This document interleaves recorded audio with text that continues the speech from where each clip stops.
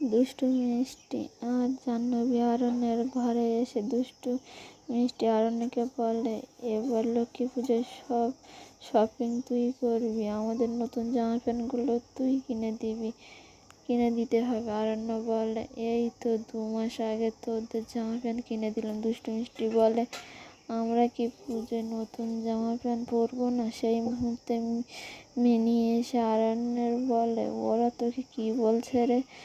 এই তো তুই কিছুদিন আগে জামা প্যান্ট কিনে দিলি, আবার কিনে দিতে হবে।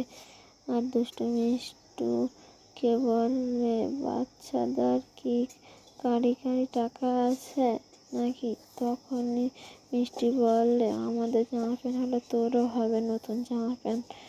এই বলে শুনে মিনি অরণ্য বলে, আমাকেও নতুন জামা প্যান্ট কিনে দিবি? অরণ্য মিনিকে বলে, সবার আগে আমাকে কিনে দেবো। এই কথা শুনে মিনি খুব খুশি হয়ে যায়। ঠিক তখনই জাহ্নবী অরণ্যকে বলে, যাই করো তাই করো, হেমাঙ্গিনীকে সাথে নিয়ে যেও। এরপর সেখানে রোশনাই এসে রোশনাইকে বলে, বাড়িতে পুজো আছে, বাচ্চা সবার জন্য নতুন জামা প্যান্ট কিনছে, তোর তো নতুন জামা প্যান্ট নেই। দাঁড়া, তোর জন্য নতুন জামা প্যান্ট কেনার কথা বলছে।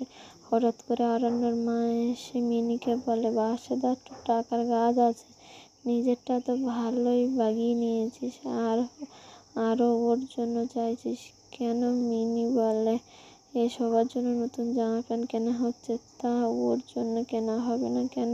ও বুঝি বাড়ির কেউ না নাকি? তারপর জাহ্নবী মিনিকে বলে, পুজোটা তো বাড়িতে হচ্ছে, তাই বাড়ির লোকের জন্য কেনাকাটি হচ্ছে, সব সময় কাজের লোকদের জন্য জামা প্যান্ট কেনাকাটি সম্ভব না। এই বলে রোশনাইকে অপমান করে।